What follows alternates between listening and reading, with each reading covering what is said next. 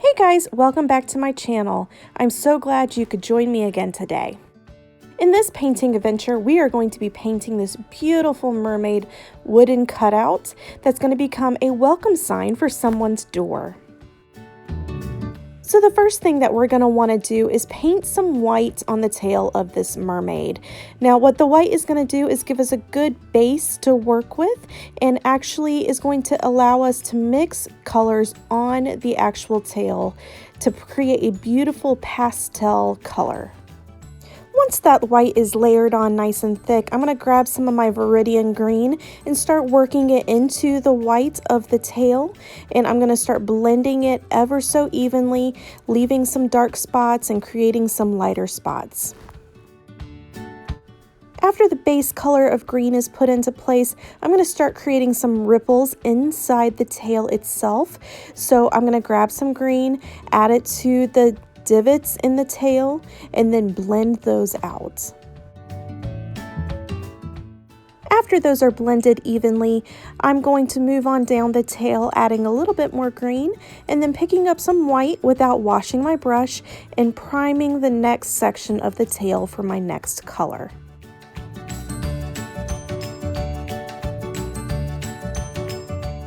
I'm going to grab a tiny bit of ultramarine blue and start working that in on the outsides of the tail into the white, blending it evenly. Blue is a very potent color, so you want to add a little bit at a time, continuing to add blue until you're happy with the color. Now, because there was a bunch of blue on my brush, I went ahead and wiped it off on a paper towel and then picked up some more white and primed the rest of my tail. I then picked up some purple and started working that in on the outside edges of the tail and started blending that evenly like I did with the blue and the green.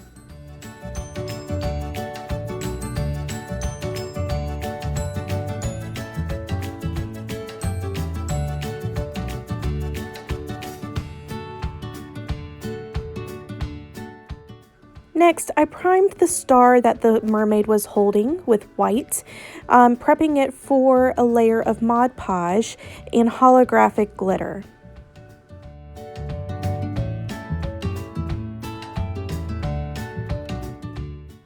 Now, silly me, I started to put pink on the hair without putting a primer down first.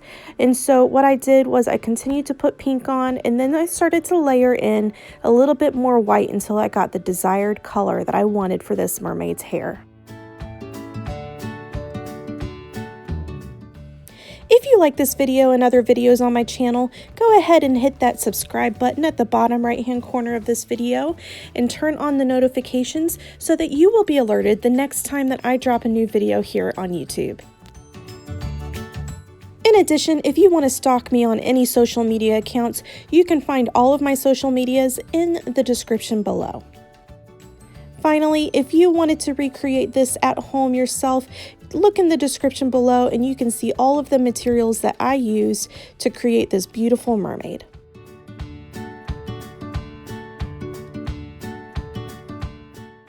For the body of the mermaid, I just mixed a little bit of tan with some white just to create kind of a covering and to provide a painted finish on the wood itself.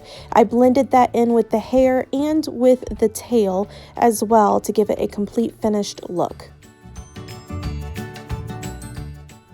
I must admit, when I started this mermaid, I didn't really have a plan in mind on what colors to paint where and how to lay out the body, and so this was really kind of guesswork as I was moving along, so I had to go back and re-blend some places that I really wasn't expecting to re-blend.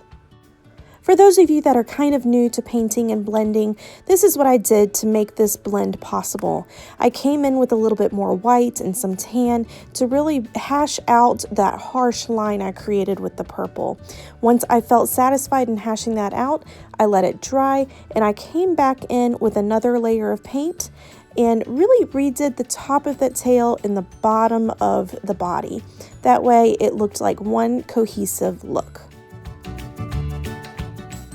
Again, as I didn't really have a plan in mind, I ended up deciding to make this mermaid a welcome sign for a front door.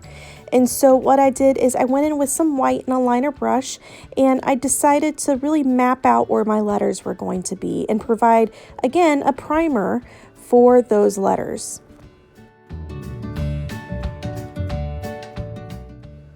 Don't want to do it yourself? I have this sign and other things available in my Etsy store, which is also listed in the description below. Once the lettering was dry that I did in white, I came back in with black on a liner brush and started to retrace my steps and really firm up the details on the lettering itself. While I'm sure there's a better way to do this, I'm not a lettering expert, and so I'm just doing what I know. I continually reload my brush and trace over my lettering, making sure my edges are nice and sharp. Believe it or not, this footage is actually sped up twice the speed it normally is. It's just taking me that long to make sure my edges are nice and sharp. So let's skip to the end.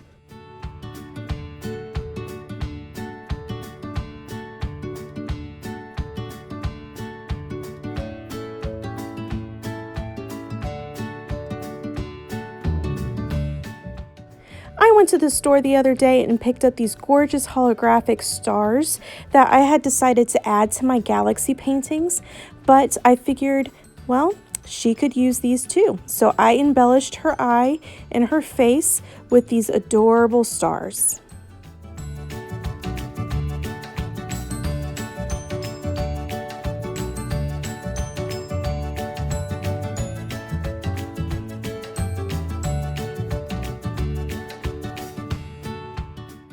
Once she was dry, I came in with a coat of epoxy and I mixed that with some holographic glitter and those stars as well. And so she is now very sparkly, very shiny, and ready for someone's front door.